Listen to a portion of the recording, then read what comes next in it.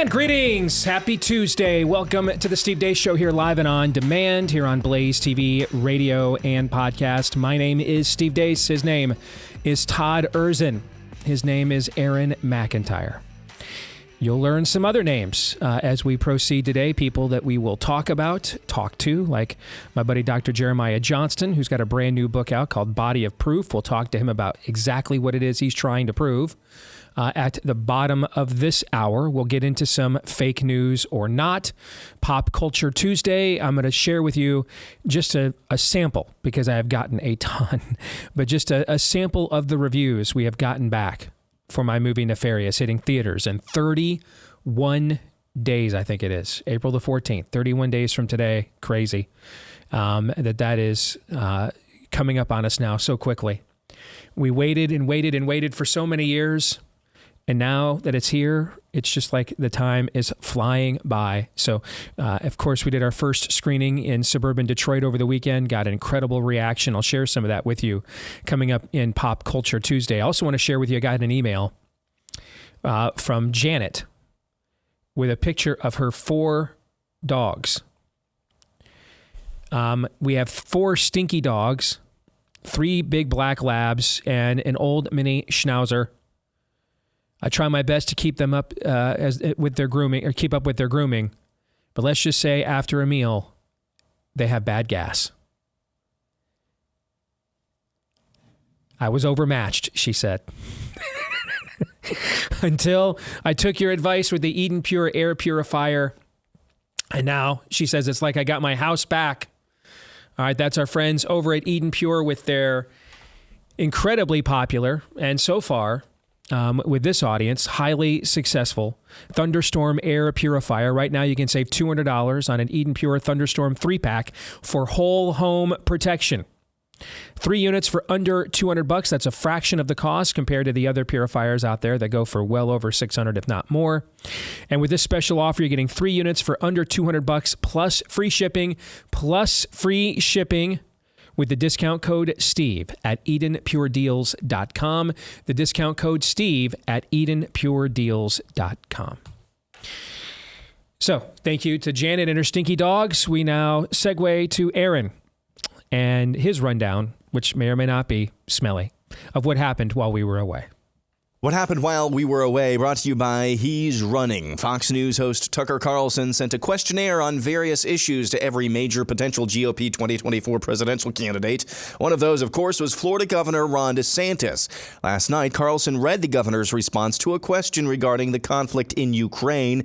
It's DeSantis' first foray into foreign policy. Here's what he had to say. Quote, "While the U.S. has many vital national interests," DeSantis writes, "securing our borders, addressing the crisis of readiness within our military, achieving energy security and independence, and checking the economic, cultural, and military power of the Chinese Communist Party, becoming further entangled in a territorial dispute between Ukraine and Russia is not one of them.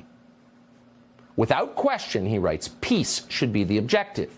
The U.S. should not provide assistance that could require the deployment of American troops or enable Ukraine to engage in offensive operations beyond its borders.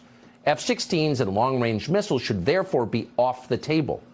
These moves would risk explicitly drawing the United States into the conflict and drawing us closer to a hot war between the world's 2 largest nuclear powers. That risk is unacceptable." Meanwhile, Donald Trump was in Iowa yesterday. But you have to remember, Ron was a disciple of Paul Ryan, who is a rhino loser who currently is destroying Fox and would constantly vote against entitlements. He would just vote against, remember that, the wheelchair over the cliffs, the Democrats used it. The wheelchair over the cliff commercial, very effective. That was about him.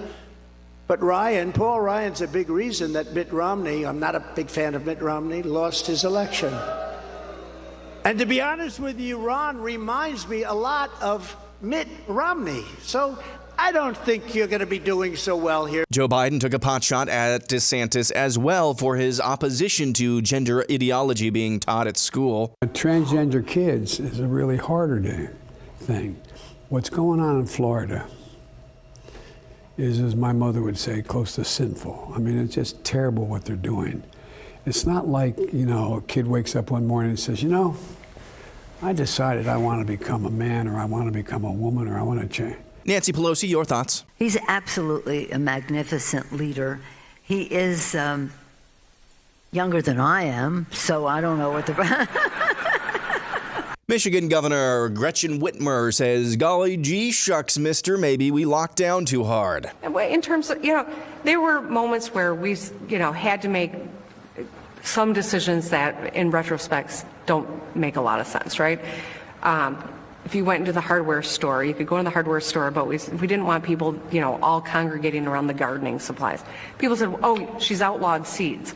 It was February in Michigan. No one was planting anyway. But that being said, some of those policies, I look back and think, that what maybe was a little more than we needed to do. Robert F. Kennedy Jr. told podcast host Jimmy Dore that Anthony Fauci was put in charge of developing biological weapons for the Department of Defense almost 2 decades ago. After a few high-profile lab leaks in America, however, Obama ordered him to shut them all down, but he didn't. He instead moved his stuff offshore to Wuhan, where he could do it out of sight of these 300 scientists and nosy White House officials who were trying to shut him down. And they continued to do it with Ralph Barrick, the same people he was funding here, Ralph Barrick. Wow. And Peter Daszak, and they moved their operations to the Wuhan lab. And now's the part of the montage we call narcissism incarnate. This is a dude named Dylan who thinks he's a woman, appearing on Drew Barrymore's TV show. It's interesting because I look at someone like you, and I can't imagine anybody disliking you. Oh, please. Do you want to know, ironically, who dislikes me the most sometimes? Who? Myself. Oh, me too. Oh. But I guess, you've asked me now, you've asked me, what I would do to combat the hate, right? Yeah. But what do you do? Okay, that's a great question. Now, I started... You've been doing it. And now this. Scientists in Japan, like demographic winter Japan, scientists there say they've successfully created mice with 2 biological fathers by generating eggs from male cells. Kyushu University lead researcher Katsuhiko Hayashi said, quote, purely in terms of technology, it will be possible in humans even in 10 years, adding that he personally would be in favor of the technology being used clinically to allow 2 men to have a baby if it were shown to be safe. Learning the black speech of Mordor today, today's phrase is, Carpathia, is that you?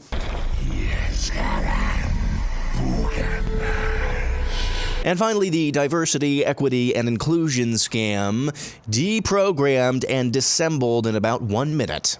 I grew up as a white man, and you're the exact opposite, and so it's like my experiences are going to be different from yours. How come? I think, there's a thing of white privilege. What privileges do you have that I don't have? Oh, see, that's the question I keep asking myself, because in this day and age, all the laws, I say all the laws, it's hard to speak on something I'm not fully knowledgeable of, so I'm sorry if I make a mistake in saying this, but it's Don't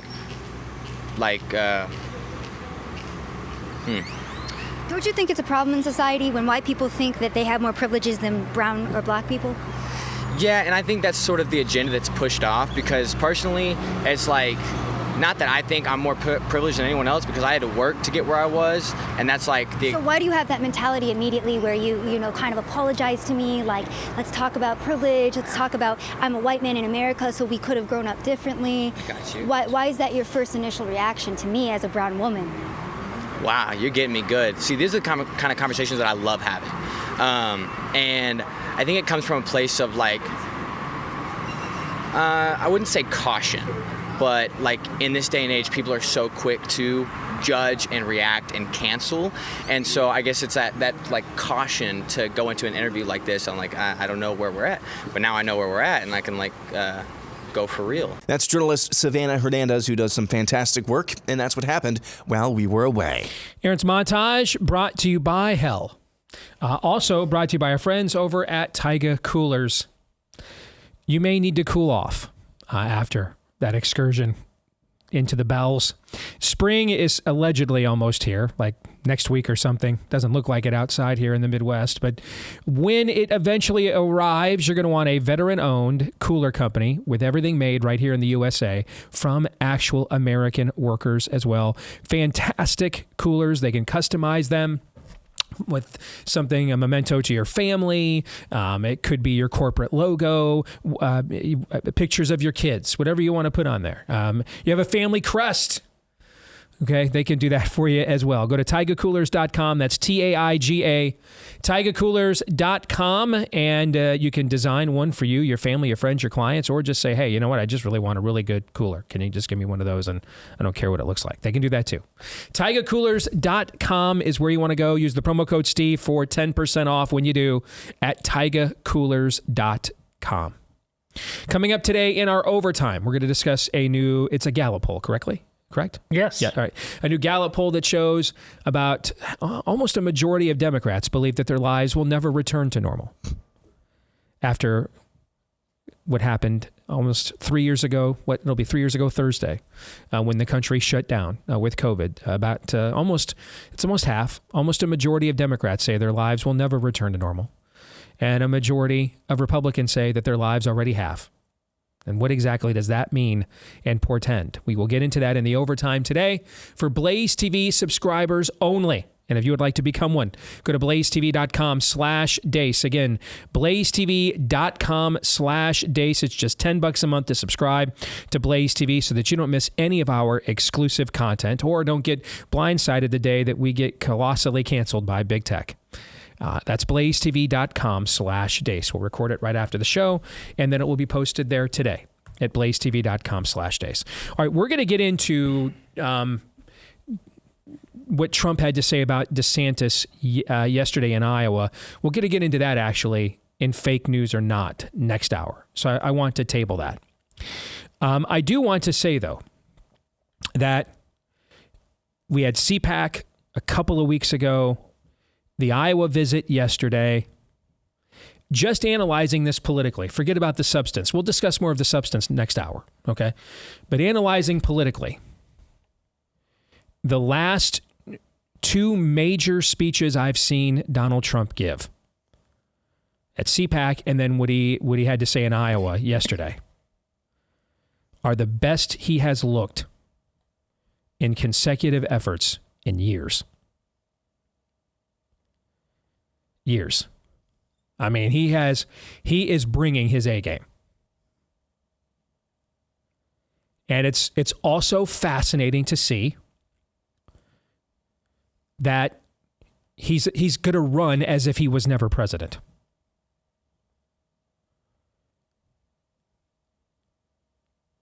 Now, I think that there is a sizable audience that will be very receptive to that, because there is no Trump ideology. Told you that from the beginning. Trump is a reactionary patriot. He loves the country, but there isn't a worldview there in the traditional sense, based on a plumb line and then a moral value system that comes from that. The worldview is art of the deal. And so what happens when art of the deal meets a guy who loves the country? You get a reactionary, meaning he's just reacting to the things that at the time either he thinks you care about or at the time he cares about. So that makes him a very difficult opponent in a primary to defeat. Does not make him a difficult opponent in a general election to defeat, as we saw last time, especially when he installs policies that allow you to harvest ballots and steal elections from him. When he does that to you, when he just hands you the ballot, when he hands you the means, motive, and opportunity to stuff ballots and steal elections, not that hard. When Joe Biden had no concern at all about alienating any of Trump's voters whatsoever, he absolutely demolished him in the first debate that they had, which was really a great endorsement for Adderall. But in a Republican primary, that will be a difficult task because you can't do that. You're going to need at least some of those MAGA voters, some of them, or people who are soft MAGA, maybe. There is clearly a large swath of people that believe he's their last best political hope. And I frankly don't blame them for believing that. Yes, he's a narcissist. Yes, he's an egotist. Yes, he's incredibly frustrating at times. And yes, he will gaslight. And yes, most of the time when he picks a political fight, it's based on his ego and not a higher principle. But often his ego actually, the interest of his ego lines up with your interests. And at the very least, you're getting the only fights that you've ever gotten for 30 years from the Republican Party. So he's going to run. It's pretty clear. At least that's how they're going to try it. Now, they may reboot. I watched him reboot, in 2016. He was going to really originally run as the manager, the guy that could put China in their place. Nobody cared. They got bored. Then he found out that the immigration issue was the one that really lit a fire under people, and he became the immigration hawk. So he rebranded. So the first thing they're going to do is act as if he was never president. They're not going to go back and relitigate what happened in his presidency, particularly from March 16th, 2020 on. He is going to run as if he's never been in office before, doesn't have a record. And he's going to take very well-defined and popular positions on the issues we care the most about. And then he's just going to trust that a large enough plurality of Republican primary voters either won't bother to reconcile that with his record as president or won't care because they just love him on that much of a level. And then in the end, when you get to the general, you won't have a choice. You'll vote for him, and he'll find a way to win. That's basically the strategy they are mapping out. I'm fascinated by it. I don't know if it'll work. I suspect it will work in a lot of places where you don't have as informed of an electorate as you'll have in Iowa, for example. So I think it's a fascinating tactic. I am intrigued to see if that will work. And one thing I learned on the Cruz campaign in 2016, there is a large swath of low information Republican primary voters. Large.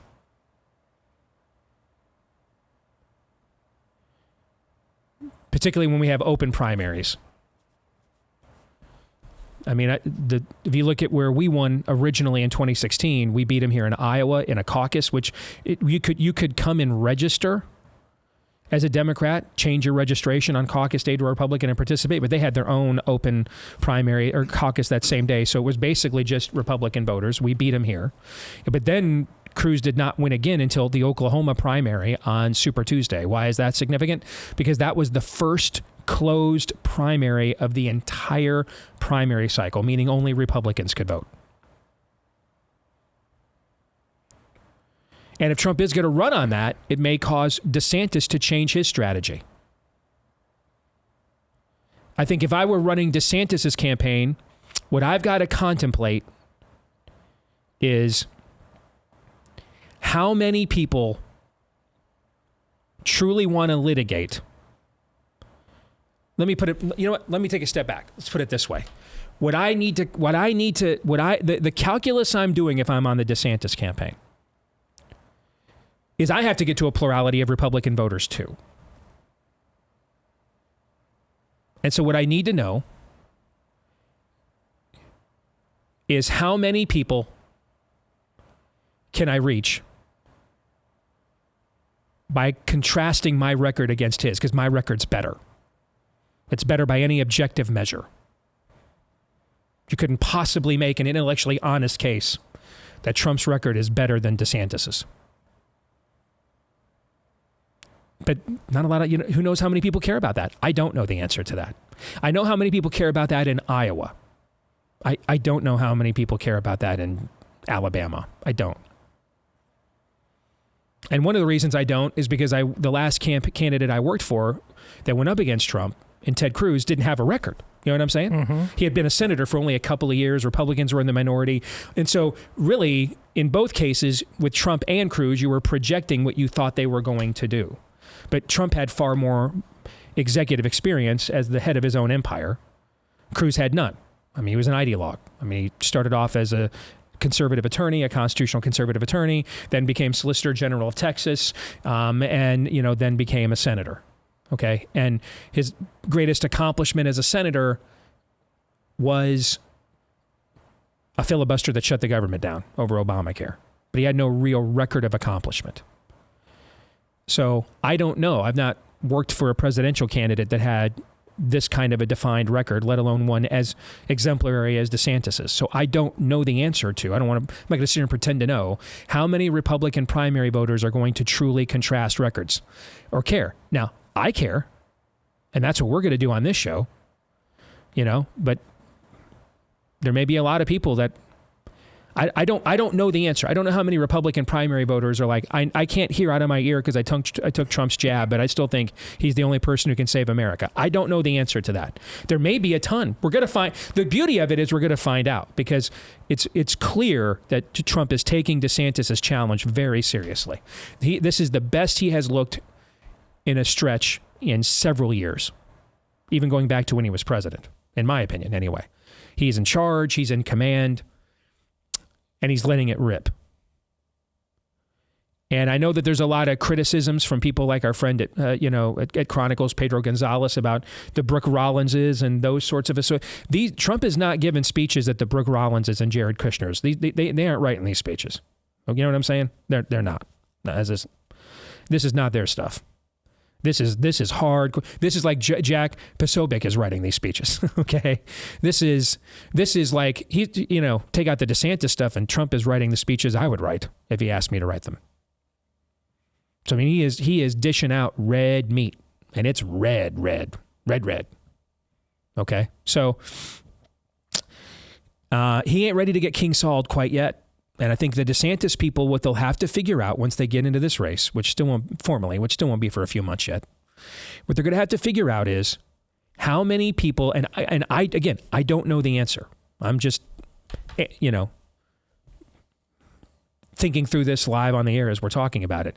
They're going to have to consider how many people are willing to have a conversation about the contrast in their records. And if it's enough, then you base your strategy on that. If it's not, then you're going to, frankly, have to have more of the Fox News electability argument. The guy can't win. And then the problem with that argument, you have to ask yourself is, if I start making that argument, Trump's base will dig in its heels even more. But do I reach the suburban conservatives who would not vote for Kerry Lake and Scottsdale? You know what I'm trying to say? And again, I don't know the answer to that. I don't have a clue. And I'm not sure anybody does. I'd have to probably talk to my buddy Chris Wilson, who did our outstanding job doing our data for the Cruz campaign.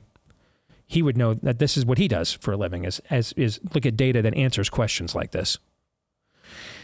I also think DeSantis, the answer that he gave to Tucker Carlson on Ukraine, will put a lot of people at ease, because that's always, when you're a governor running for office, or running for president, that's always the area where you're the least tested, is in foreign policy. And so you always have to articulate those things. The one example I can think of that wasn't the case was Reagan, because Reagan had spent the proto period of his political career leading up to when he first ran for governor of California, giving speeches around the country on behalf of American corporate interest, anti-communist speeches, anti-socialism speeches. I mean, his views on the Soviet Union were already very well defined. And that was the main rubric of foreign policy in his era. That aside, anytime a governor runs, they have to be vetted in this area, because we don't know. So I think the fact that you haven't seen any of Trump's simps attack DeSantis' answer is indicative of the fact that is an answer that will absolutely line up with where the majority of the base is on an issue they're very, very pissed off about. So, I mean, this is going to be fascinating to watch. And one of them's going to have to pivot at some point. Either we'll find out that enough Republicans are pissed off about Trump's bailouts, which got us started on the economic road we're on today, his lockdowns, Operation Warp Speed's the most destructive domestic policy of my lifetime, and that's before we even get to how it was used as a sledgehammer against individual liberty. But at some point, the DeSantis people are going to find out that there may be enough Republican voters that they can prosecute the case based on records, and they'll go down that road. And if that's the case, then Trump will be forced to pivot and have to defend his record and not just run as if he has never been president before, which is what he's doing right now. Or the DeSantis people may do the math and find out there really aren't enough Republicans who want to litigate based on records, and we've already got them anyway. So where are the rest of the Republican voters at? Well, they're the kinds of people in suburbs of places like Phoenix that didn't want to vote for Kerry Lake for governor and didn't want to support a lot of the Trump-anointed candidates around the country. So we're going to have to run an electability message at them. Trump can't win. I got 60% in Florida. I can win. At some point, that pivot is going to happen. And then it's just a matter of which side, as you like to say, Todd, from Hunt for Red October, hardest part of playing chicken is knowing when to blink. All right. And then because what will happen is if Trump has to blink and start defending his record, then DeSantis is going to make the case, hey, you know why he's defending his record? Because mine's better. If DeSantis blinks and essentially starts making more of the traditional Fox News electability argument, Trump's going to go back to his base and say, see, he's who I told you he was all along. Had him sized up correctly. One of them will have to blink. And it'll be folks like you and audiences like this around the country. You're going to be the ones to determine which one of them it will be and when. Let's move on. The Biden clip and what he said yesterday about gender mutilation of children is very simply the most, in my opinion, the most satanic thing that's ever been said from the U.S. presidency. Agree or disagree? Yeah, and in light of what we mentioned yesterday, what the Pope said, the president has excommunicated himself again, multiple times. The church just recognizes what people do to themselves. It is simply a matter of souls that the president of the United States be formally excommunicated. You can't have Catholics, Christians of all stripes, seeing this play out in front of you, seeing the Catholic president call not transgendering children evil. You can't let that stand. I agree with that. On the other hand as well, I mean, in the same day, and we'll get into this a little bit later. On the same day, you had, again, Donald Trump basically labeling Ron DeSantis as his chief concern, chief worry, and that has been apparent ever since the aftermath of the midterms. On the same day, you have the highest echelon of Democrats, the President of the United States, labeling you as, quote, sinful. Mm-hmm. Which goes right to Todd's point there. You haven't even announced your candidacy yet. I don't think you could ask for much better branding if you're Ron DeSantis at this point. Not even having announced your candidacy. But I would agree, that's demonic. You want to look no further. I'm seeing this video and I can't remember who exactly it was that produced this, but took that video of Joe Biden talking about how wonderful transing the kids are, put it side by side with pictures of skin grafts from the forearm and chest scars. Yeah, you're damn right it's demonic. Straight from the pit of hell. Theologian, buddy of mine, Dr. Jeremiah Johnston, is going to join us next. Stay tuned.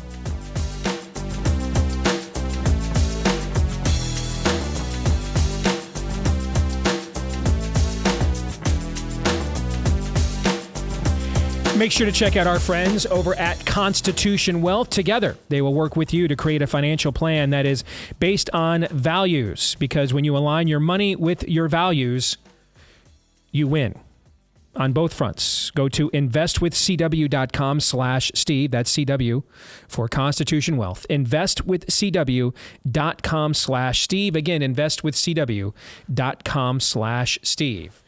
Dr. Jeremiah Johnston, he is a New Testament scholar, president of the Christian Thinker Society, dean of spiritual development at Prestonwood Christian Academy, Prestonwood Baptist Church, author of about a dozen books, including this one, his latest, Body of Proof, The 7 Reasons to Believe in the Resurrection of Jesus and Why It Matters Today. And it is a pleasure to have you on the show again, brother. How you been? Steve, I can't think of a better show to launch Body of Proof on this release day than being with you. You are a Christian thinker, and I love being with you. You know, we did War of Worldviews, we did Unimaginable, and now we're talking about the best thing we can talk about, the resurrection of Jesus. This is something that I have said before. In fact, I was just saying this to an audience I spoke to over the weekend. This is what makes Christianity unique, Jeremiah, and why, even though we are called the second greatest commandment to love our neighbor as we love ourselves, invariably we don't play well with others in syncretistic cultures, even if we're not the ones pushing the argument, because there's a unique origin of Christianity. It is different from every other religious system that has ever been devised or revealed to mankind, which really is based on the credibility of its own creeds, its own doctrines. In this case, Christianity is based on the objective assertion of a supernatural fact. Yes. Did the only true living God of the universe supernaturally reach his hand into human events to take himself in corporal form, who was once dead, and then raise him physically back to life? Did this event actually occur or not? If it did, then proceed to next steps. Then pay attention to our creeds, our doctrines, our dogmas, and our claims. If it did not, then there is no next step. Even our own scriptures say if that didn't happen, there isn't a next step. Paul says that very clearly, right? Okay. If that happened, if it didn't happen, then we're all idiots. Okay. So that makes it a very unique in an era of your truth and my truth. Christianity says, well, is this the truth? Did this event happen or not? You're exactly right. And let's make no mistake, Steve, there are 260 chapters in our New Testament. And again, our Christian faith is based in evidence. There are over 300 passages on the physical bodily resurrection of Jesus and also why it matters today. And you rightly state, because you're a Christian thinker, Steve, it is the key that unlocks all of theology. It unlocks all the ordinances, the sacraments, the dogma of our faith. It all comes out of the cut and thrust of a historical fact that Jesus physically bodily rose from the grave either on April 7, AD 30 or April 5th, AD 33. We can go to the very date. And unfortunately, and this is why I love your show, this is why I wanted to launch Body of Proof on your show, the resurrection of Jesus is understudied by most believers. It's underpreached by most pastors. Unfortunately, we only hear about the resurrection on Easter Sunday or at a funeral service, and yet there is a great body of evidence to believe in the fact of Jesus' physical bodily resurrection of Jesus. And so, Steve, as you know, I did my doctoral studies at Oxford. I did a 93,000 word thesis on the physical bodily resurrection of Jesus. It's been published academically, but I wanted a book for Christians that in about 3.5 hours of reading, you're going to be fully up to date, not just on the best evidences for the physical bodily resurrection of Jesus, but why the resurrection of Jesus is the key to our activism. It's the key to our ethics. It's literally what fuels your show. Mm-hmm. If Jesus rose from the dead, which he did, it's a fact of history and it changes everything. I love that one of your chapters is titled, "If the disciples invented the story of Jesus' resurrection, they did a terrible job." Explain that to our audience. Yeah. And again, friends, this is not an assertion. I presented this original paper at an academic conference full of, if you ever go to Society of Biblical Literature, it's full of crazy Bible scholars. It's full of conservative ones, liberal ones, about 5,000 to 10. And I presented this paper that if the disciples wanted to create or falsify a religion in the first century called Christianity, they did a terrible job. In fact, nobody believed in resurrection in the Roman Empire of the first century. Nobody. You know, we're so used to The Walking Dead and zombies and being entertained by people coming back from the dead. Nobody was entertained by that. So that's a terrible talking point. Secondly, don't forget, even in Judaism, they taught better to burn the Torah than teach it to a woman. So if you're going to have your greatest fact of history, the center point of a Christian worldview, if you're going to have that fact be witnessed by anyone, you're going to choose the Pontius Pilate, you're going to choose the Jewish high priest, even the Sadducees. You are not going to choose women. And listen, if we're going to tell the story right, Steve, we're not going to have the disciples abandoning Jesus, running scared. Remember, Peter occasionally was a cussing Christian, like some of us who are watching right now, but Peter also occasionally spoke for Satan. Remember when Peter said, "You're not going to the cross, Lord," and Jesus said, "Get behind me, Satan." So it's not even what his disciples expected. This is why, as a historian, as a scholar who doesn't privilege the New Testament text, and let me be careful what I mean by that, I look at it through the critical lens that I would the Hadith, the Sirah, or any of the Muslim writings. I look at it through the critical lens of any other historical documents. The Christian documents stand the test of history because they didn't make up the story, they shared it. It's sobering detail, kind of embarrassing detail at times, because that's what actually happened. And so I roll out and I show then how later works, what you might call the apocryphal gospels.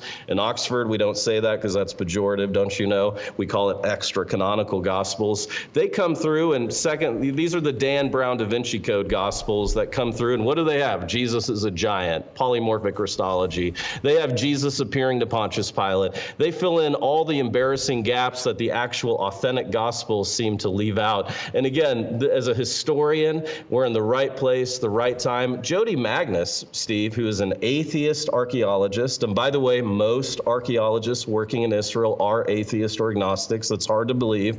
Guess what 6 books they use to make sure their very expensive archaeological excavations are happening? They use Matthew, Mark, Luke, John, the book of Acts, and this first century historian by the name of Flavius Josephus. And so these are historical documents, and Jody Magnus, who's an atheist archaeologist at University of North Carolina, when she looks at the entire juridical procedure as laid out in the Gospels, she says the Gospels get it right. And so I need Christians to understand, this is the whole passion of the book, the center of a Christian worldview. And Steve, this is why I love your program, and I love how God is raising you up specifically this year with the new movie coming out, with everything. The center of a Christian worldview, make no mistake, is Jesus' physical bodily resurrection from the dead. And most Christians have never gotten beyond their Sunday school understanding. They can't share the evidence of why we believe that Jesus came back to life. And so that's what I'm hoping to change with my new book, Body of Proof. Why does it have to be, and thank you for the kind words, by the way, why does it have to be a bodily resurrection, and not just a spiritual one, a metaphorical one? This is why we have to read the Bible with first century eyes. We have to read the New Testament as if we were living at the time of Jesus. The Jews had ghost stories. There were phantoms. There were superstitions, even in Judaism. Why am I going back to Judaism? Because Jesus and Christianity emerged out of Judaism. It has to be physical. In fact, my good friend Tom Wright in the UK spent 500 pages doing nothing but arguing in the resurrection of the Son of God that Jesus' body is physical. It's the only way to interpret it. But you have to understand, there are liberal Bible scholars. That seems like an oxymoron, to be a liberal and a Bible scholar, but we see it every week in churches that are liberal as well. In fact, when I defended my thesis way back in 2012 in Oxford, Steve, a Markan scholar, that means he's a scholar in the Gospel of Mark, looked at me and he said, "Jeremiah, do you actually believe the resurrection of Jesus happened, or is that just imaginative storytelling?" And I said, "Professor Telford, absolutely, I believe the resurrection of Jesus physically, bodily occurred in history. It's an event of history." He said, "I don't see it that way." And so it's pejorative. They want to compromise with the liberal thought of the day and say, well, Jesus was an apparition, or, he was a ghost. He was a phantom. No, when we study the 138,000 words in the Greek New Testament, we see always it is soma, it is bodily. And so guess what? Those of you who are watching and listening to this program all over the world right now, we can talk about our dead loved ones who died in Christ in the present. That's why we call cemeteries cemeteries. Steve, did you know that the word cemetery comes out of Christianity? It's koimaterion in Greek. It means dormitories, sleeping rooms, because we will rise again. The promise that we are given more than any other in the New Testament is John 14:19. Jesus said, because I live, you're going to live also. That is the promise that unlocks our faith. It makes us bold. It makes us bold as a lion, like you, Steve, to stand against evil, to stand against Satan and his schemes. It makes us fearless in the face of evil because we know we're on the winning side. Jesus is risen. Final thing I'll ask you about the book, and we put you on the spot. Put you in the place of one of our viewers, one of our listeners. All right. Easter weekend, you all get together as a family. A skeptic in your family comes up and says, why do you believe this? And everybody's got short attention spans, right? Phones get a buzz, right? You got a minute. You got a minute to make your first initial case, to then make a larger case later, to instantly get their attention with the credibility of your argument. What do you say? You cannot explain the change in the Roman Empire apart from the physical bodily resurrection of Jesus. Jesus called it. He predicted it. Mark 8:31, Mark 9:31, Mark 10:33 and 34. Jesus showed, he demonstrated resurrection power. Luke 7, Mark 6, John 11. And then it's the only way to make sense of the suffering in the world. Romans 8:18, Paul said, I count the sufferings of this world to not be compared with the glory that's to come in the resurrection. All of the archaeology and textual attestation, there's no way to explain it other than a physical bodily resurrection. And it's the only way we can explain, especially in a family setting. I would just end with this. What would it take for you to believe your brother's the Son of God now? Now, Steve, I have triplet boys and I have 4 sons. None of them would think the other one was the Son of God. James didn't either. In fact, James did not believe on him. He thought his brother was a nut job. Mark 3, Mark 6, John 7, verse 5. Not even his brothers believed on him. Josephus, a first century historian, tells us that in AD 62, James, the brother of Jesus who watched Jesus grow up, dies by stoning, believing his brother is the Son of God. How do you explain that unless Jesus rose from the grave? That's how I do it in 60 seconds. That's pretty good. Maybe you should consider doing this professionally. Let me take a breath. All right. So you were one of the first people outside of our creative circle that we let see Nefarious. You got to come to the screening we did for a bunch of our Blaze colleagues back in November. Give our audience your thoughts on the movie. I am still processing watching the movie Nefarious at the private screening as a New Testament theologian, as someone who has studied the dark side, exorcism, Jesus' miracles of healing and exorcism, which is the #1 reason Jesus becomes famous according to all of the extant literature.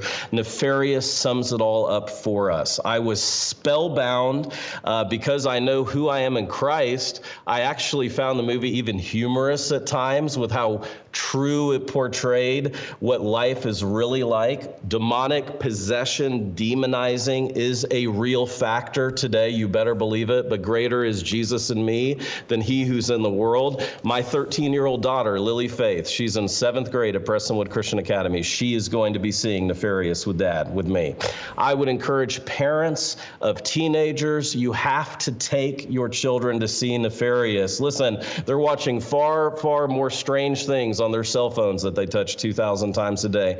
Nefarious, I like how I heard it's as if Screwtape Letters and Exorcist had a baby. That's the movie. And of course, living in Oxford, I have a great love for Screwtape Letters. But Steve, the excellence of the writing, and I know it all bursts out of your incredible book, Nefarious, so I just have to compliment you for coming up and getting the cultural conversation where it needs to be. There are demonic, evil forces behind these idea systems. Remember, Winston Churchill's 1943 Harvard address said the empires of the future will be empires of the mind. He said that in his wartime address. So we have these ideologies that are evil and active in our world, and Nefarious I mean, I couldn't move. There were no humanity breaks for me during this movie because I just wanted to see it. I wanted to keep watching. And you know what? It should make us a little uncomfortable. It should challenge us. We should leave processing it. And if you're a believer in Christ, this is a tool for you that you have to use. I plan on packing out a theater myself.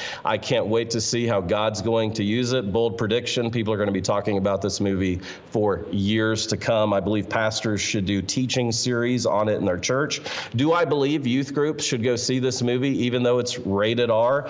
Absolutely. Guess what? Read the Gospels and you might be reminded of Jesus encountering demons in the scriptures as well. Wow. That's incredible, brother. Thank you very much. And well, thank you for doing such a great job with the movie. It was fabulous. The score, the sound, the screenwriting, the acting. Seriously, I mean, I don't have to say this. I want to. It's a blessing to see how God's going to use this movie. Everybody needs to be buying their tickets now, sharing that preview. Wow. Thank you. Thank you very much. And thank you also for taking the most important event in human history that either did or did not happen. If it didn't happen, it's still the most important event because it shaped the entire globe based on the actions of those who believed that it did. So this is the most important event in human history that did or did not happen. And to distill it down into something that is easily digestible for the average person to consume at the same time. Thank you for that. It's called Body of Proof. The 7 best reasons to believe in the resurrection of Jesus and why it matters today from my buddy, Dr. Jeremiah J. Johnston down there in Dallas. Good to see you, brother. Thank you very much, and good luck with the book, all right? I'll see you soon for the premiere, my man. You will. We'll see you down there on April the 4th, you bet. Thank you. Thoughts on our conversation on Jeremiah as we head towards, we're just a couple of weeks away here from Holy Week. And it's the most important event in human history that either did or didn't happen. Because literally how we told time as humans, calendars, I mean, fundamental aspects of human existence were forever altered by those who believed it did. So even if you don't believe that it did, it's still the most important event in human history, whether it happened or not. Everything you talked about reminds me of Flannery O'Connor, famous author, Christians and non-Christians alike love her. She once said, and she's Catholic, she once said about the Eucharist, well, if it's just a symbol, well, then the hell with it. Well, apply that kind of reasoning to it.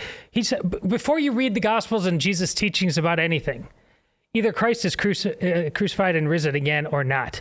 If he's not, really, then the hell with it. What are we talking about here? We don't need a life coach. Mm-hmm. He rose from the damn grave. And he's absolutely right. We go to church every Sunday. And somehow we walk out of there not understanding fundamentally how that's life-changing on every level. We'll come back. Hour 2 is next, beginning with Fake News or Not and my daughter. Stay tuned.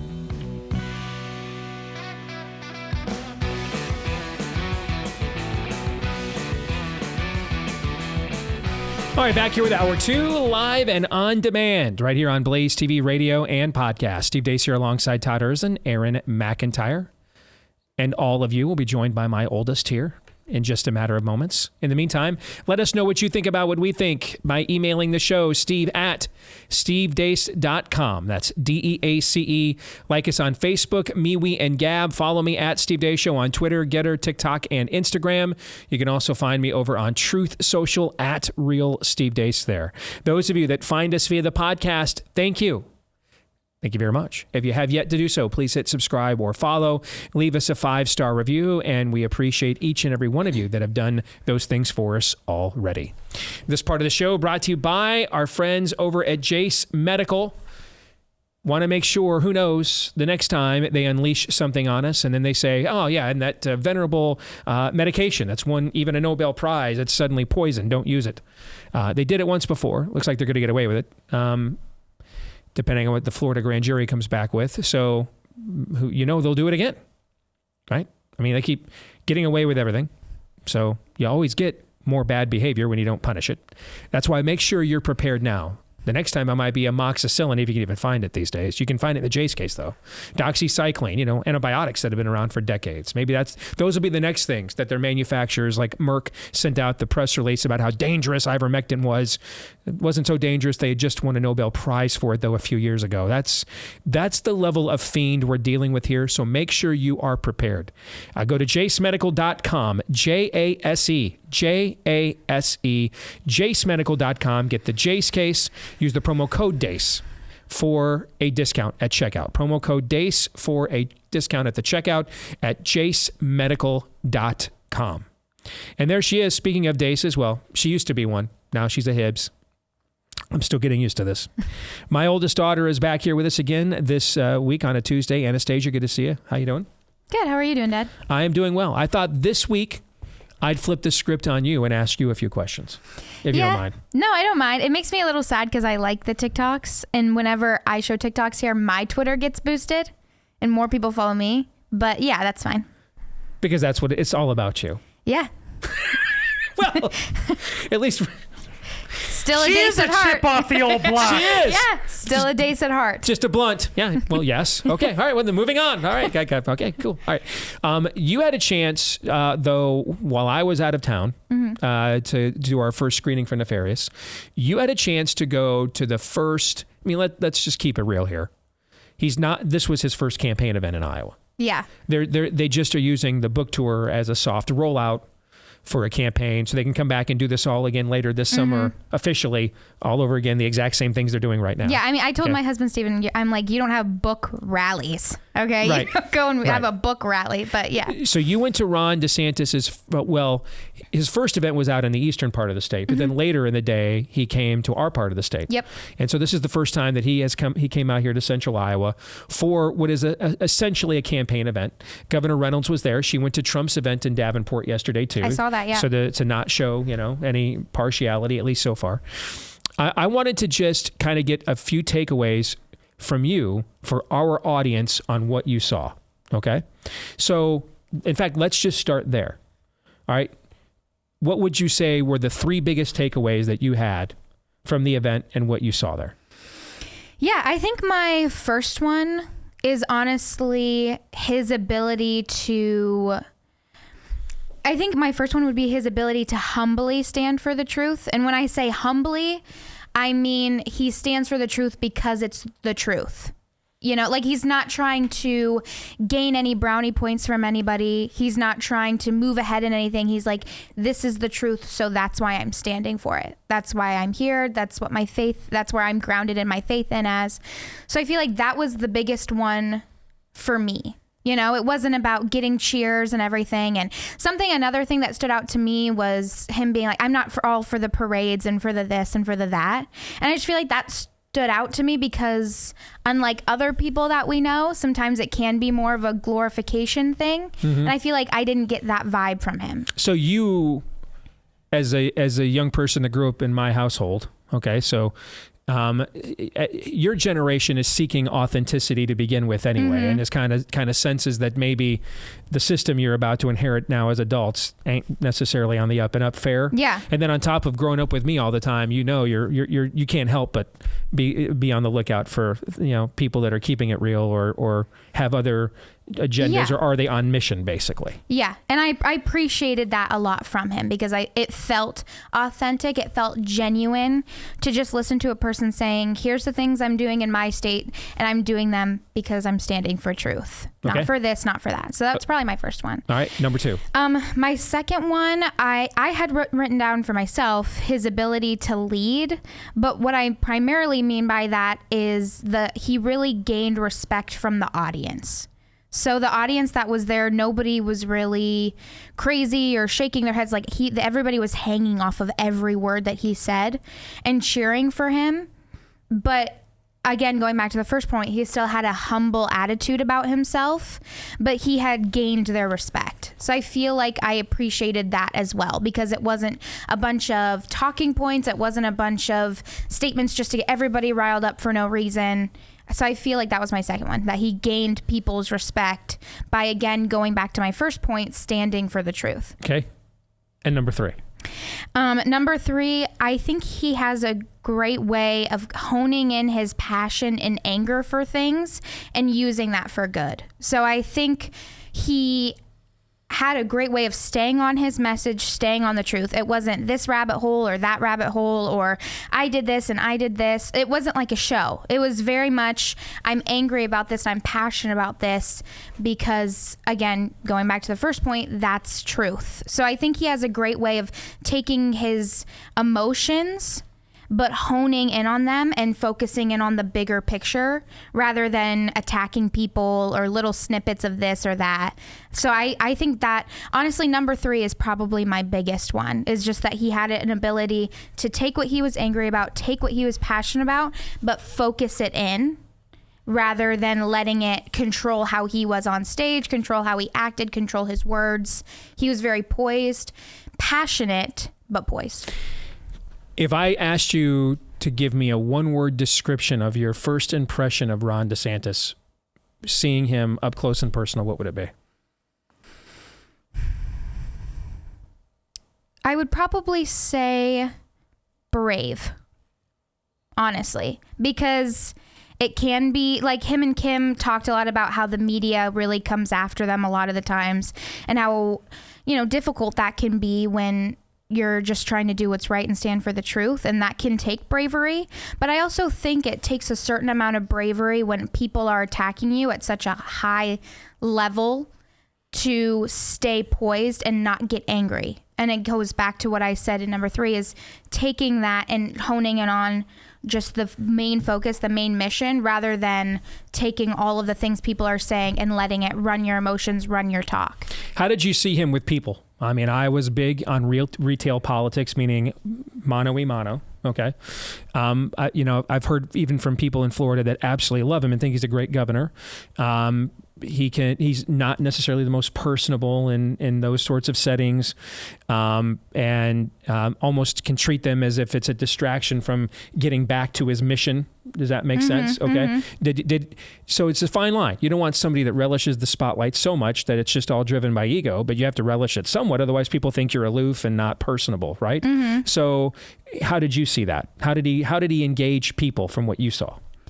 I mean, well, Stephen and I got a chance, my husband Stephen and I got a chance to go backstage and meet him. So I think it was really nice to see him in person and kind of, even though it was quick because he did have his event coming up, he was very kind. I mean, he made Stephen's night. Stephen lost his mind over meeting DeSantis. He's not been exposed to any of this before. No, and we walked away and the longer you guys are married, he's going to end up just hating all these people on site. But for now, it's kind of it's innocent and patriotic. Yeah, and yes, I mean, Stephen walked away saying he was like, my body froze. I just didn't know how to act. He was like, my heart froze.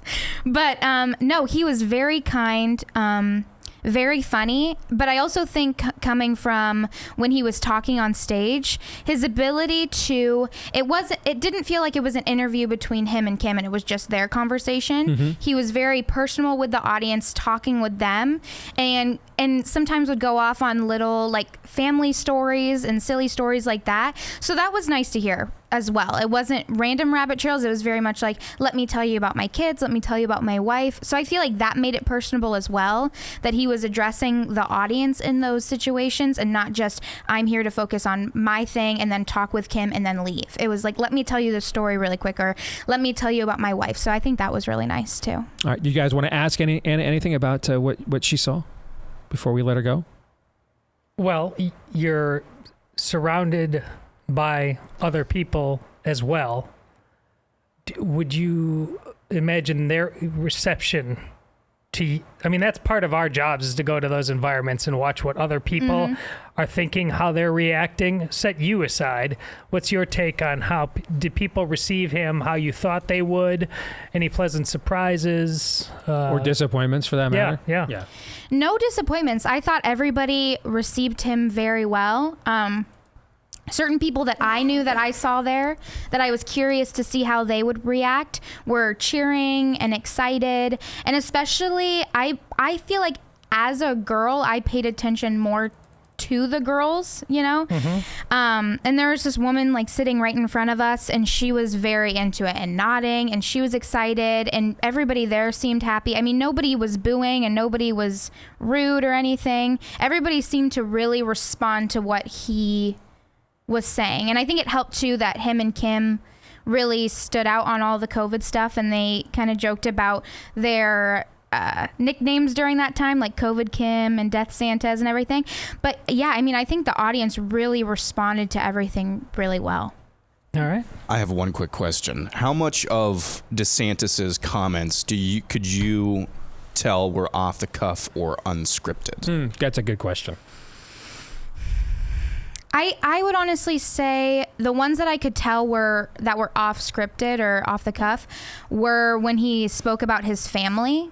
I think that's when it felt a little bit more personable to him, when he was talking about his family or sharing stories about that. He kind of did a little bit of an opening monologue, so that definitely seemed a little bit scripted. But when Kim was asking him questions and they were going back and forth, you could really tell he got into the stories about his family and everything, which I feel like I respected more, that they weren't like scripted stories. At least to me, they didn't seem like scripted stories about his family. It was more so, you're asking me this question, I'm going to relate this to my family or tell you guys a story about my family. So. All right. Thank you, Princess. Yeah, no problem. All right, good stuff. All right, let's get to fake news or not, brought to you by our friends over at Tommy John. All right, folks, the best endorsement. They always send me these long Tommy John scripts, and they're great. Here's the bottom line. I cannot give a product any better of an endorsement, no matter how good the writing is, than this. I buy it myself. I can't do any better than that. I mean, they gave me 3 pairs of underwear when they came to us, what was it, about 4 years ago for the first time, and said, hey, try this out, see what you think. I was blown away by how good it was. And so the only underwear I have bought ever since is Tommy John. I'm wearing it right now, in case you were wondering. And if you were, what the hell is wrong with you? All right, but that's not important now. All right. So Tommy John right now, find out why they have fanatics, not just customers. So many 5-star reviews. You can go and check out their new spring designs. They've got great loungewear. They've got stuff for the ladies as well. Go to TommyJohn.com/Steve. Get 20% off your first order. TommyJohn.com/Steve. If you've never gone before, go there now. TommyJohn.com/Steve. 20% off your first order at TommyJohn.com/Steve. All right, gentlemen, let's get to fake news or not. It's a good segue from the conversation we were just having. Aaron highlighted this a little bit during the opening montage, but let's go a little bit more in depth. As just again to reset, the former president, Donald Trump, made, I keep messing that up because he should be the president right now.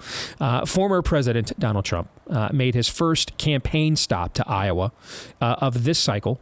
And similar to what we saw at CPAC, the messaging again was strong. And I mean, I'd put that in all caps. I mean, he is, from a messaging standpoint, he is absolutely on his game. And then there's the part where he likes to talk about Ron DeSantis. Here's what he said in Iowa yesterday. So just to clarify, the first clip you're about to see is a video he released prior to his trip to Iowa. The second one are his comments in Iowa. Thank you. For those of you that didn't notice, Florida was doing great long before Ron DeSantis got there. People are fleeing from New York to Florida and other places because of high taxes and out-of-control crime. It's really bad. Not because of the governor. Thank you, Mr. President, for doing that.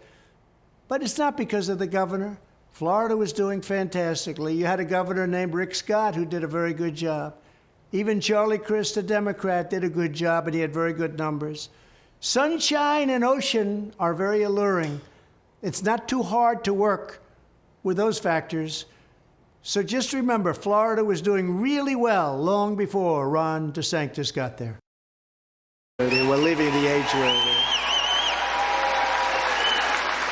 But you have to remember, Ron was a disciple of Paul Ryan, who is a rhino loser who currently is destroying Fox and would constantly vote against entitlements. He would just vote against. Remember that, the wheelchair over the cliffs, the Democrats used it. The wheelchair over the cliff commercial, very effective. That was about him.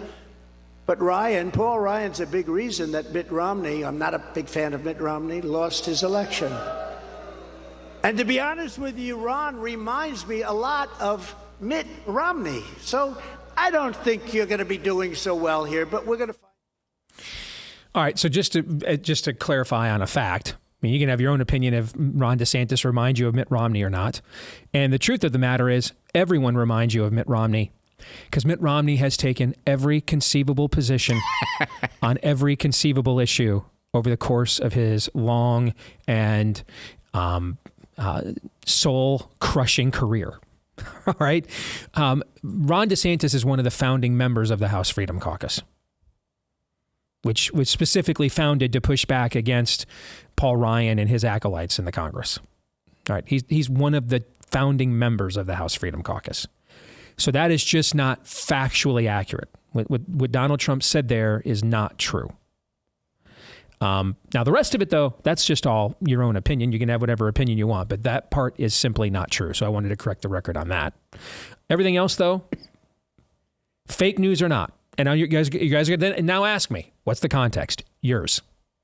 You decide what the context is. So here's where I come down on this. It's become blatantly clear that Ron DeSantis is running the type of campaign Donald Trump should be running, and Donald Trump is running the type of campaign you would think somebody like Ron DeSantis would be trying to run. I'm fascinated by this. Tell me more. Given the circumstances, Donald Trump should be the one basically not even giving the other candidates in the race the time of day or even acting like they even exist. Donald Trump should be the one doing that. Donald Trump was the one who was actually, had the presidential seal in front of him and on his desk for 4 years, not Ron DeSantis. You should be swinging the big stick if you're Trump. Ron DeSantis, on the other hand, is acting like he has the big stick. He won't even say Trump's name. I don't even know if I've heard Ron DeSantis since the midterms when Trump started upping his attacks. I'm not even sure if Ron DeSantis has uttered Donald Trump's name in public. Can you think of a single occasion? It's probably happened somewhere. I can't think of not this calendar year. Single occasion. Yeah. When that's happened. Now he's addressed things indirectly, but he's never uttered Donald Trump's name. If you're the guy with the record, of the office that you're vying for again, you should be the one who's soaking up all the oxygen and not giving any oxygen to anyone else. If you're the guy trying to get that office, but you don't have that experience, you're the one who's actually trying to punch up. The shortest way of saying this, Donald Trump continues to punch down, or at least should be. This should be a punch down. But instead, it comes off as if he's punching up. Ron DeSantis should be the one who's punching up. But the way that he's run his campaign so far, seems like he's the one who's actually sucking up all the oxygen in the room and not punching down at anything. So I just think Donald, and I'll add this as well. I think it's because Donald Trump can't help himself. He could be doing what Ron DeSantis is doing in terms of his affect towards this campaign, this strategy towards the campaign. He could be doing that. I don't think he can help himself. Having said that, he did win in 2016 doing the same type of thing. So there's that. So I loved your analysis. I think it's fascinating. I can't tell, though, if you think it's fake news or not, though. Forgive me. Yeah, it's fake news. Okay. Yeah. Todd, what do you think? It's utterly fake news. I don't find any of this fascinating. It is all utterly predictable because of what Aaron said. He can't help himself. He is the weather. I'm not going on this roller coaster. And I pray that Ron DeSantis never does either. Listen, this is... there's way too much sports radio analysis about this. Real men analysis is that there's one dude there, and then there's Donald Trump. And just expect this the entire time. And I swear to God, Ron DeSantis, if you ever pivot and do anything about electability, then I'll just go vote for Donald Trump. Your electability argument is done. You won Florida by 20 points. No one does. That's the argument about everything Trump said there. It's the electability argument. You don't patronize people. You say, I'm never going to patronize you with that. I'm going to tell you what I've done. I'm going to tell you what I do in the future, but I'm never going to tell you, Jeb Bush style, I'm the electable one. Don't ever do that. No matter what Donald Trump says, no matter what advantage he gets in any news cycle, you have proven in a state like Florida that people just trust you to be a damn adult. That's all I want. And even if you lose at the end of the day, fine. I want a guy who says, I'm running for president of the state under these principles. If that's not good enough to win, I'm not going to change because it's not worth it. This is absolutely fake news. But shocker, this is the Donald Trump we should have gotten used to a long time ago. He will never, ever change. Don't expect him to. So I got to thinking about my own analysis last hour about this. And I came up with a third alternative because, again, I don't know the answers. And the thing that we really struggled with on the Cruz campaign is we had just never seen anything like Trump. I mean, remember, our guy was not this kind of a pugilist. I mean, Ted was used to a very traditional form of debate. And so how much of it to engage? How much to be a distraction? I mean, we probably paralyzed ourselves, analysis via paralysis. You know what I mean? Mm-hmm. And it gets you, it's very effective on the right. It's not as effective on the left, going after them on the left. And the reason why is because they don't care about alienating or receiving any of Trump's base as a vote. They hate him. So it's easy for them to just ignore it. And you saw Biden do this in the 2020 debates, particularly the first one when he cleaned Trump's clock. You just saw him just basically ignore it and yell at him, shut up, douchebag, and get back to, his own agenda. Okay. You can't do that on the right because you need some of Trump's base. You need it to win in a primary. You need all of it to win in a general. And so this is very effective within primary politics. And so how much of it do you ever address it? Do you let it get completely off of, because it distracts you from your own message. You're trying to gauge how much of it should I respond to, right?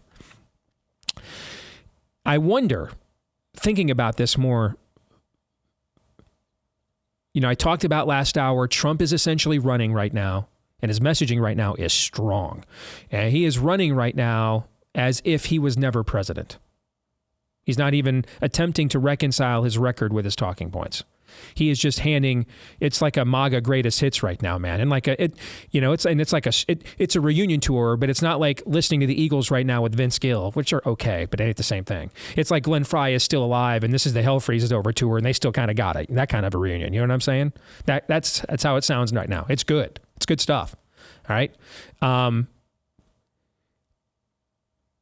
But I wonder if actually the DeSantis counter is to run as if Trump's not if Trump's going to run as if he was never president, then I'm going to run as if he's not in the race right now. I'm never going to address it. Never happening. Even on the debate stage, unless we're one-on-one, which Trump will never allow, right? He would never allow Cruz to get one-on-one. Even when we were the last two candidates left, there always had to be Rubio or Kasich there. So I can't foresee a scenario where Trump would permit himself to go on a stage one-on-one with Ron DeSantis under any circumstances. So unless I get that one-on-one shot, I run a general election campaign from day one. I have a record. I don't have to sew up my conservative bona fides. I have a record.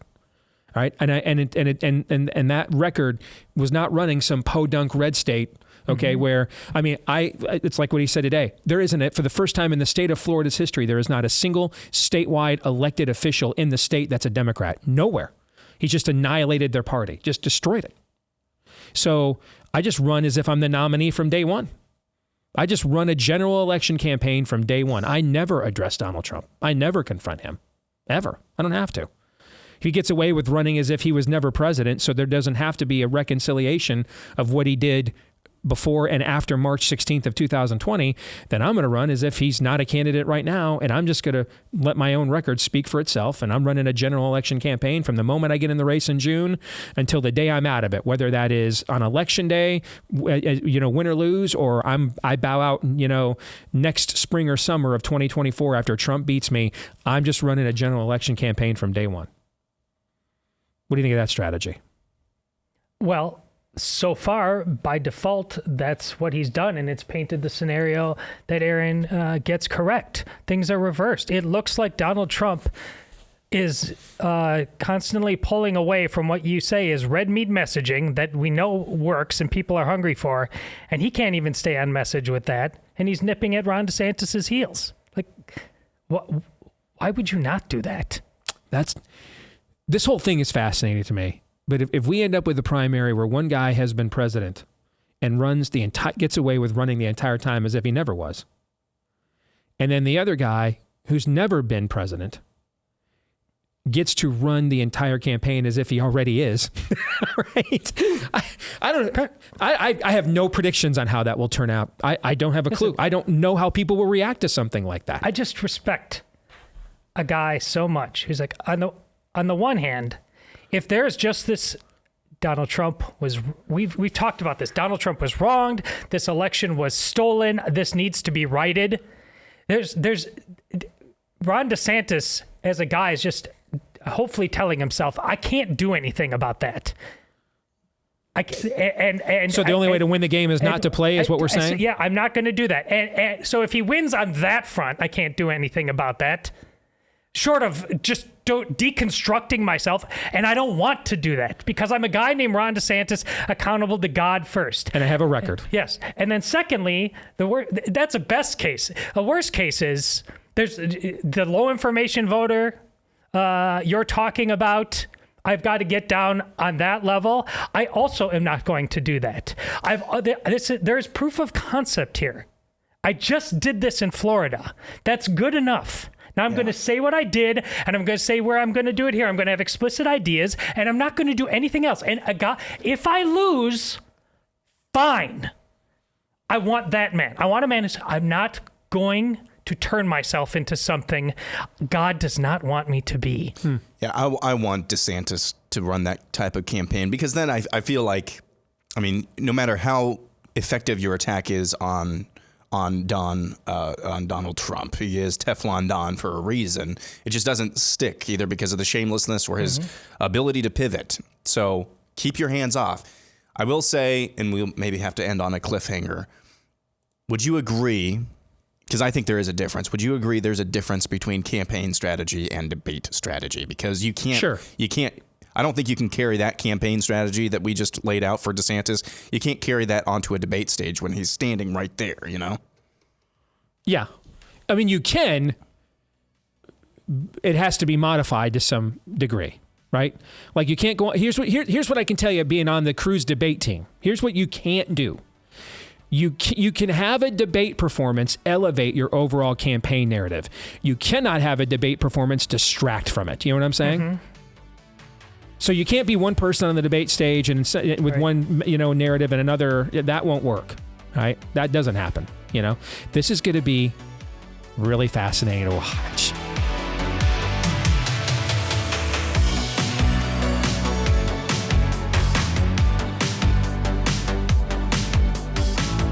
All right, back here on the Steve Deace Show, proud to be partnering with our friends over at Preborn. Yes, we overturned Roe. No, the battle against child ritualistic sacrifice is still not over. Our friends over at Preborn have saved over a couple 100,000 children over the last 16 years with a simple method. Telling the truth in love. Like actually telling the truth. Now, when we say it nowadays, often in the church, we mean don't tell anybody any truth. Just be nice, right? That's typically what tell the truth in love means. Don't tell anybody anything true. Just be nice to them. Just a bit outside. Yeah. No, they confront. They may not be as confrontational as, say, I am, but they're confronting mothers carrying their babies, considering abortion nevertheless. They confront them with the reality of that ultrasound and the sound and the look of seeing on that screen a heartbeat. We're confronting you. Do you know, sweetie? Do you know that you're carrying a child? You don't want to kill your baby, do you? That's a confrontation. So that convicts the conscience about 80% of the time. And then they show the love again after the baby is born with the support that those young mothers in crisis need we often act as if the big win is letting the baby be born. That's a big win, but the battle there is not over either. They do all this, by the way, free of charge, which means they need funding and donations from people like us. If you would like to donate, dial pound 250 and use the keyword baby on your mobile phone, pound 250 keyword baby on your mobile phone, or give them a call. Go to their website, preborn.com/Steve. That's preborn.com/Steve. All right, let's get to Pop Culture Tuesday. What a week we had this week with Nefarious. We had a Twitter takeover yesterday. We were trending worldwide all day long, all night long on Twitter yesterday. I mean, seeing some of the reactions now.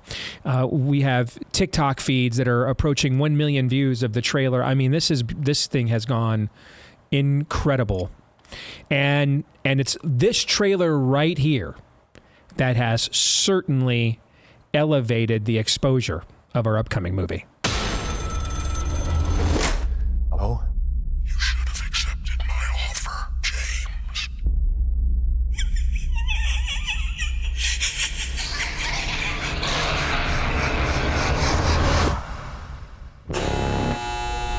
Execution scheduled for 11 p.m. But he's trying to convince us he's gone insane. And therefore incapable of being executed. I need you to prove he's faking it. Edward? I'm gonna ask you some questions. I'm not Edward. I'm a demon. Demons aren't really a thing. What happened to Edward? We own him. We? He's a master manipulator. You have your head so twisted around you think you're the killer, not him. And give me something to make me believe you. Prove to me you're a demon.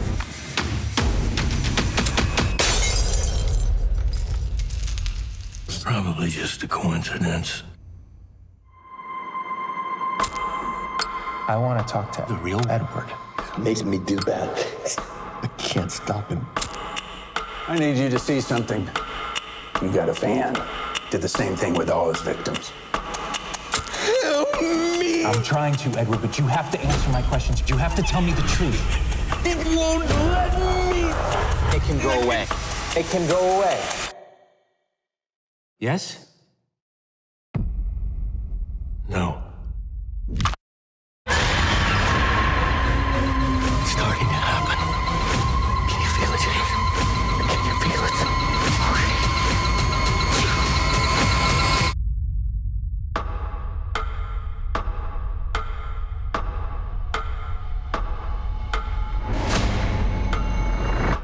I think it's time we tell you exactly what it is that we'd like you to do.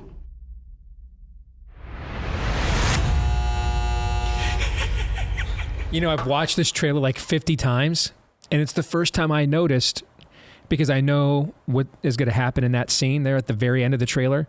Do you guys see this shadowy figure walking behind James? Okay, because I know what's coming in the next scene, right? And so it looks almost like that's kind of a creepy visual, you know, where James has this look on his face, and who is this figure approaching? I had never noticed that before. I had never noticed it until just watching it just now. So, the early reviews we have received for the film have been absolutely incredible. I want to share a few of these with you. This is from Jacob Miller. He says, really, the script is the foundation of this movie. I don't know how it could have possibly been better written than it was. Flannery's performance was absolutely incredible. And the way he seamlessly switches between personalities and speaks with each with such confidence, it was nothing short of spectacular. When this movie hits Toledo, I am definitely taking my wife and people I know to watch it. Again, that is from Jacob. This is from Joe. I stopped going to Hollywood movies because I got sick of all the leftist woke innuendos and messages slipped into every movie I've seen for 20 years. In Nefarious, I found myself grinning often, thinking finally the tables have been turned. Meaning that we're now slipping in the innuendos and the messages. That's what he means. And yes, he's correct. That is exactly what we did. I will definitely go see it again with some friends when it officially opens. It was an excellent movie, engaging from beginning to end. That is from Joe. James says, the two main actors did a phenomenal job. It felt like a crime drama like Primal Fear or Fallen. The direction that you guys took, I believe, can appeal to the faith-based crowd, even with its R rating. My wife and I have been talking on and off about it ever since we left the theater.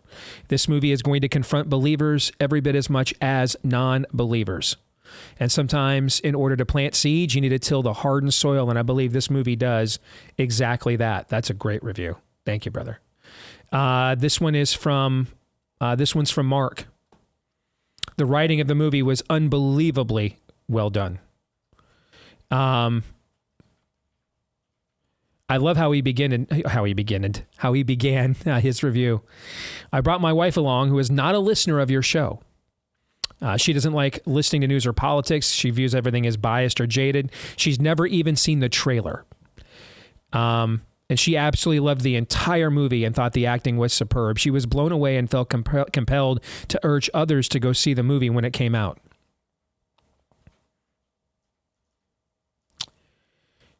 I don't want to say any more of what's in his review because he's addressing specific scenes, and I don't want to spoil anything. Over and over again, we heard how good the acting was.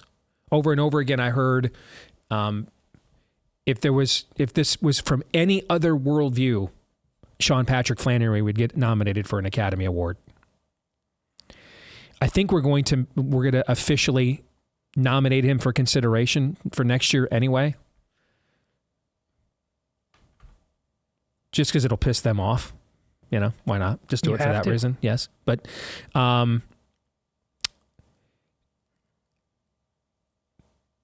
the level of script writing, acting, people just continuously told me all evening long after the movie. It's just beyond what they are used to from, well, when people like us make movies. It raises the bar of what will be expected moving forward. You had me at beyond what you're used to on every front. I mean, that's the thing. You're used to. Remember when I say I don't want to go back to normal? Normal is what got us here. That's what I'm talking about. You're used to absolute garbage, and you must demand better going forward. Otherwise, the clock strikes midnight. Heard from several people. My wife is still talking about the movie. My husband is still talking about the movie.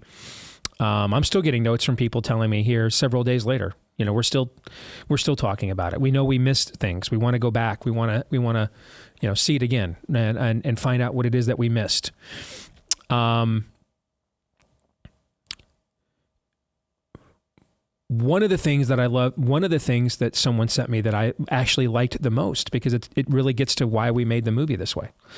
And someone said, this movie is so thought-provoking that I can see why it might not be good for unbelievers to see it if there's not an immediate follow-up conversation that would, basically point them to hope. Because the movie, everything that you want this culture to be confronted on, just about, this movie is going to do it. And his point was, the gentleman who sent this to me, I mean, I could see a lot of people when they're confronted with certain things. And I could tell you what he's talking about, but again, that would spoil the movie, and I don't want to do that. But he was like, people need hope after that level of confrontation. That's the difference between a confrontation and a condemnation, right? And Paul says there's no condemnation for those who are now in Christ. So we are confronted, but then we are offered freedom, healing, forgiveness.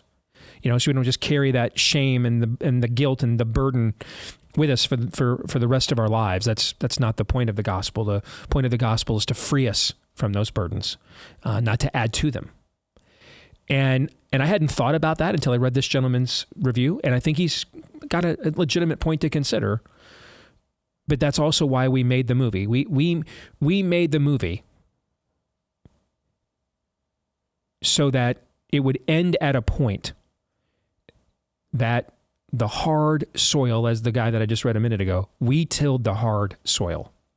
We did the hard thing. And now it's time for grace to have its day. And that's the follow-up question, follow-up conversation.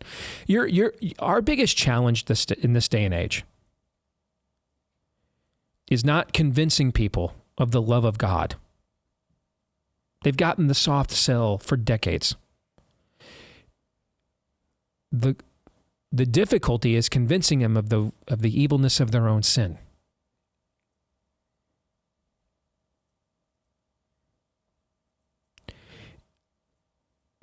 This movie will confront that. It absolutely will confront that, just like the book does. And it will do it in a way similar to the way the book does it.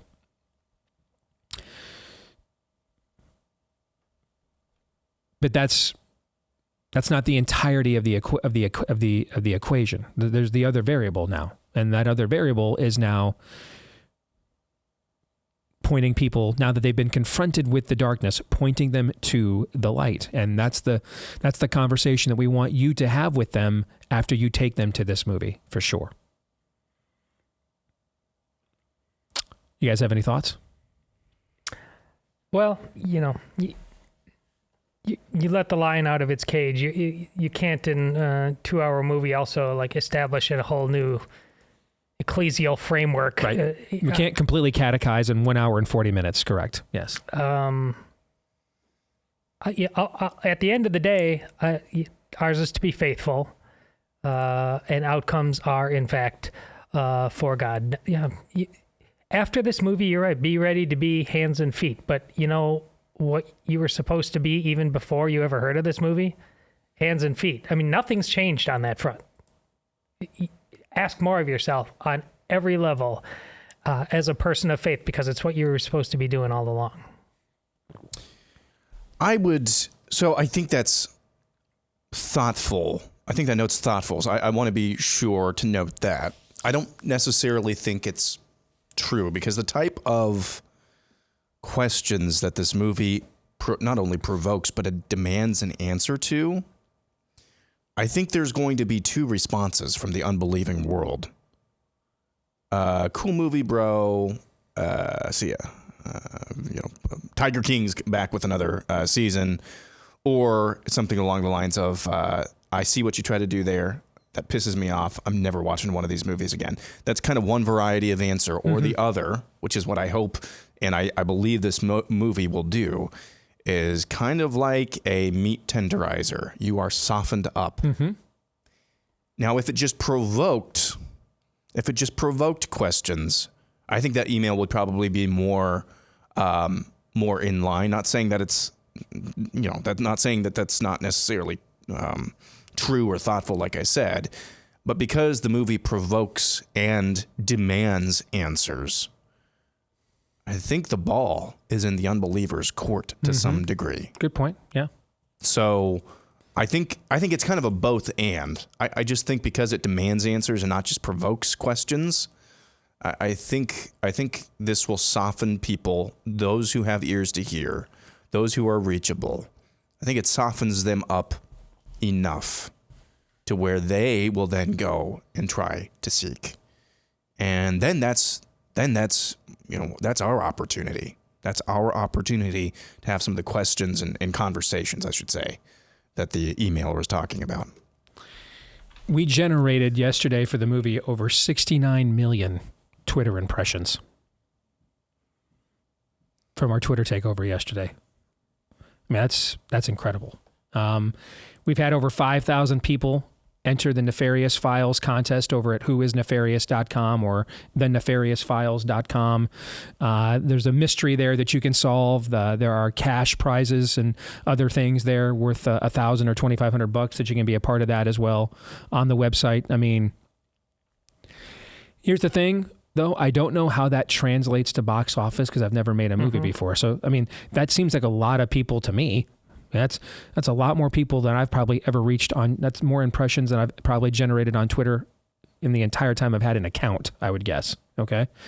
But I don't know how that correlates to box office because I've never made a movie before. So those sound like incredible numbers to me. But I don't know how that translates to when it comes time to actually buy tickets, and there's other options that you can choose from. You know what I'm saying? You know? So on April 14th, we will find out. All right. On April 14th, we will find out. So thanks to all of you who shared hashtag Nefarious movie yesterday as part of the Twitter takeover. That was immensely successful, and we're all very pleased with how that turned out. And now we just empty the tank. 1 month and counting. 1 month and counting. We just empty the tank now with every last marketing dollar we have. You know, and then we sit back and find out on April 14th whether it worked or not.